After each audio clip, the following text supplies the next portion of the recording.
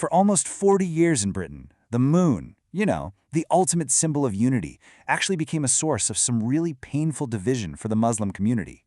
It's this wild story of how just looking up at the sky could pull people apart, and how, now, they're trying to piece it all back together. And this quote, man, it just nails it, doesn't it? This was never just about astronomy or calendars. It became this deeply human story, full of good intentions, a little bit of pride, and some really unintended consequences that split up families and friendships for decades. So yeah, that's the big question here. How on earth did something so unifying become so divisive? And to really get it, you gotta go back in time, to a period when things were, believe it or not, a lot simpler. You see, before all this drama, there was this amazing period of unity.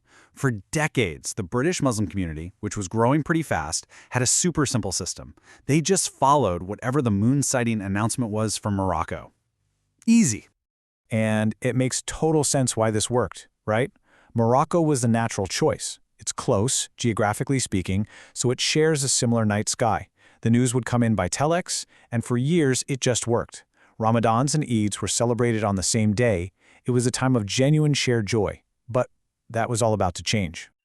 This is where things start to go off the rails. Between 1984 and 1986, this whole chain of events was set in motion that created a split so deep it would last for generations. It kicked off in '84, when one group of scholars just decided on their own to start following Saudi Arabia instead. That led to the very first divided Eid a year later. Then, in 1986, the telex from Morocco got delayed, which caused total chaos and just fueled all the arguments. This all led to a huge meeting in December of that year, where 21 scholars made a decision they really hoped would fix things for good. So, this was their big solution. To stop the confusion, they agreed no more Morocco, we're all going to follow Saudi Arabia now. It seems so simple, a clear path back to unity. The only problem? Well, the whole thing was built on a house of cards.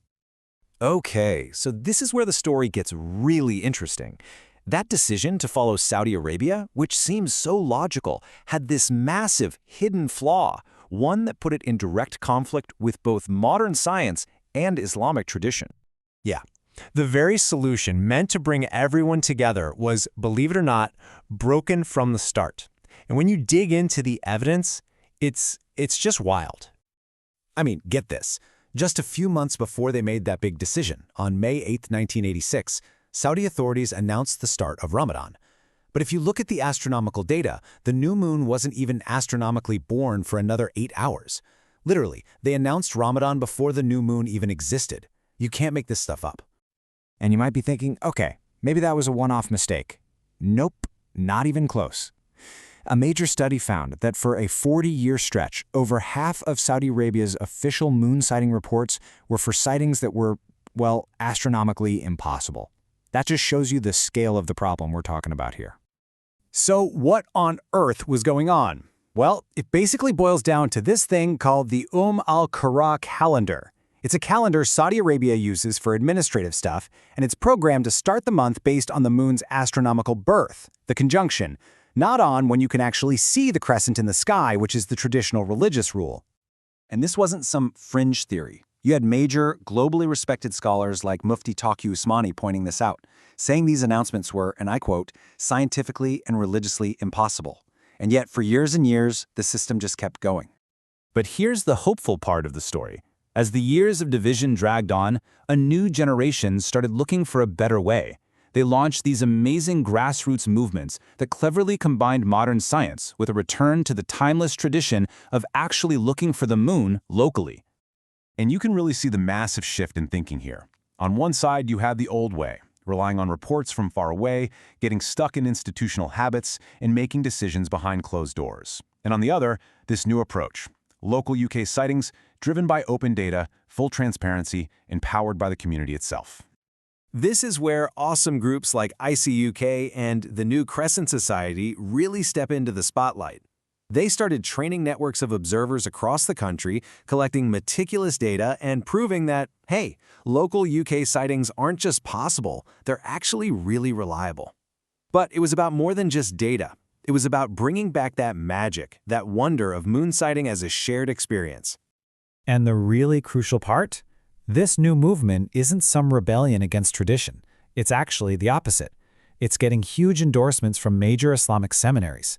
They're confirming that following reliable local sightings is the way to go, which basically brings the whole community full circle. So, after all that, what are the big takeaways from this whole 40-year saga? The lessons here are about so much more than just astronomy. They're about leadership, about community, about humility, and about finding the courage to fix a mistake, even if it's one that's been around for decades. When you boil it down, the lessons are pretty clear. First off, follow the evidence. Be willing to say, you know what? We got this wrong. Next, embrace transparency, because open data builds trust. Then, always prioritize what's best for the community, not just for an institution. Respect agreements. And maybe the biggest one of all, use science as an ally to faith, not as an enemy. In this quote, wow, it just sums everything up perfectly. The real tragedy isn't making a mistake. We all do that. It's digging in and defending that mistake even when the evidence is staring you in the face. Real leadership, real dignity, isn't about being untouchable, it's about being correctable. Which brings us right up to today.